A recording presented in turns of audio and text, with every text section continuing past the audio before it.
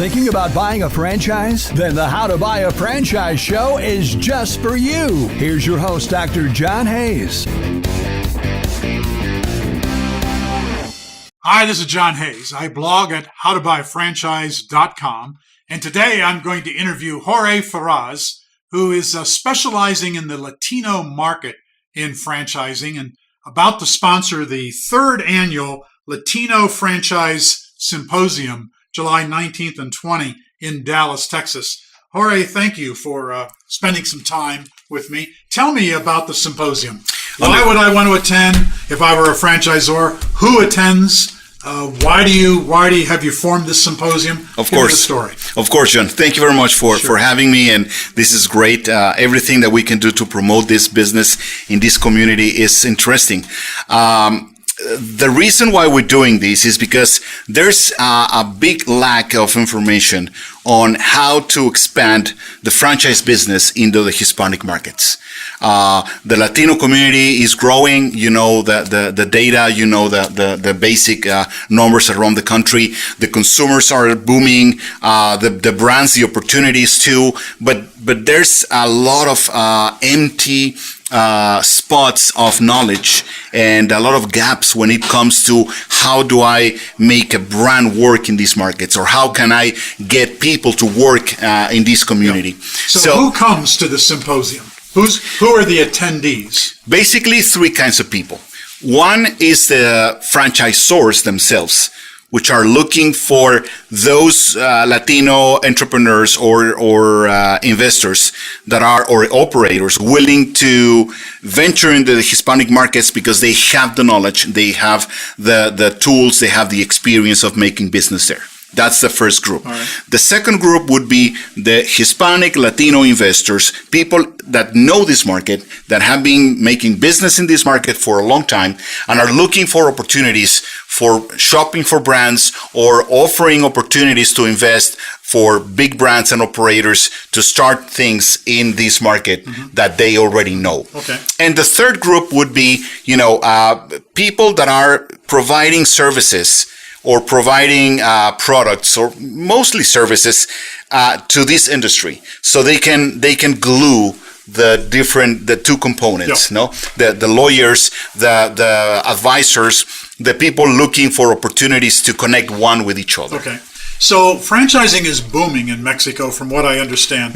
Many years ago, I taught at the Mexican Franchise Association's Expo. Okay. And I understand that is the world's largest expo. It's the best attended. Probably. Of any of the Probably, expos. yes. A lot of people come through there. So what's happening in Mexico? The stories that you read when you're in the United States is this is a poor country, it's third world, they're all trying to come to America illegally. So why? How can franchising be booming there? Of course. Well, Mexico is the 14th economy in the world. It has $1.4 trillion in consumption power every year. Slightly larger than the Hispanic community here in the U.S. So it's a large 110 million inhabitants, which is a good size. And there's many regions that used to be rural and now are urban. And these areas which require new streets, new developments, new housing, new commerce, new malls, new shopping centers. Food. Are requiring food services, dry cleaning services, auto repair services, everything that you can think in the franchise. All right. So that is what happens. Big opportunities And big areas. So if I'm a franchisor, whether I have a food business or I have a service business that is needed in urban environments, and just about all of them are, then I should be looking at the Hispanic market. And your Latino Franchise Symposium is a way for me to connect with investors as well as with suppliers who can help me manage my expansion into Mexico. Yes. Okay. However, let's not confuse. One thing is the Mexican market, or the Latin American market, if you will, that has pretty much a big head in Mexico. And the other part is the U.S. Hispanic market. Now, both are connected because many of the investors and the brands working in both markets are the same. So, for example, we have a big operation from Pizza Hut in here, but also in Mexico. And vice versa. We have some companies in Mexico trying to invest here.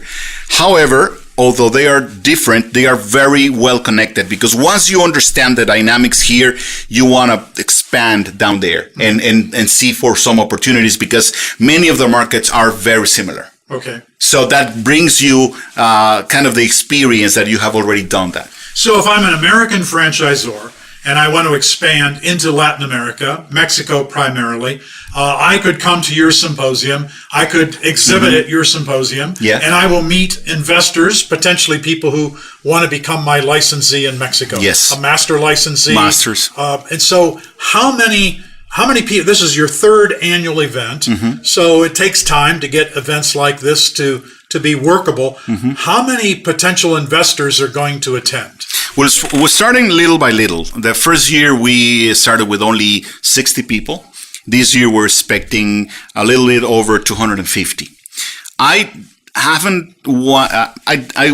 didn't want to go on the route of the big expos just yet, because I think the big expos, there's a lot of dilution in many ways, in which there's too many people that are not directly connected to investing in actual franchises.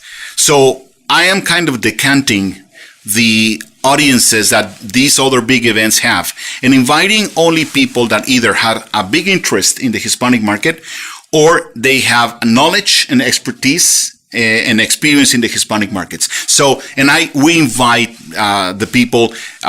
It's open to the public, yes, but you need to kind of be in this industry somehow. So we're expecting around, if you ask me about investors specifically, maybe 40 to 60 people, investors.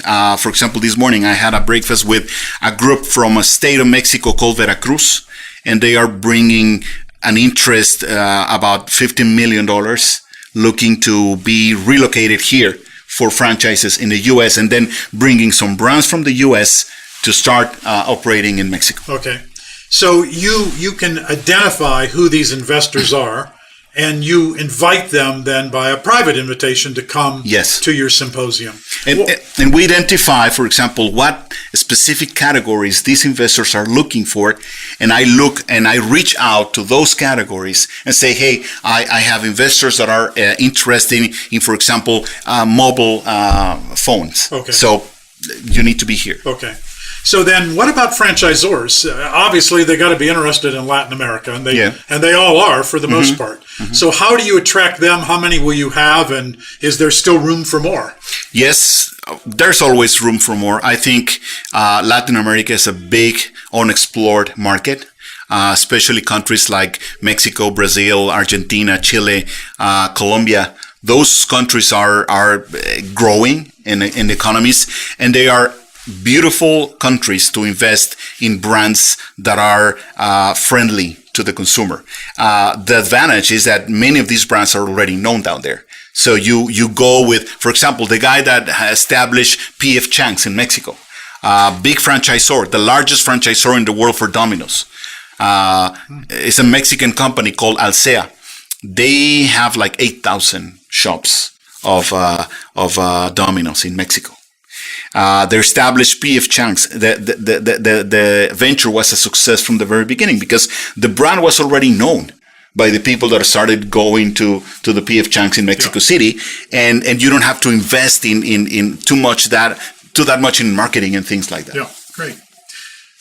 Thank you for joining us today, Jorge. It's the third annual Latino Franchise Symposium, July 19-20 in Dallas, Texas. I see 7-Eleven and Yum are sponsors of your event. Yeah. Hope you get a big crowd there, and lots of success to you. Thank you for coming in and talk to me. Thank you very much, thank you. And I look forward. I'm John Hayes. I blog at howtobuyfranchise.com. Thank you for tuning in, and please check out more of our interviews.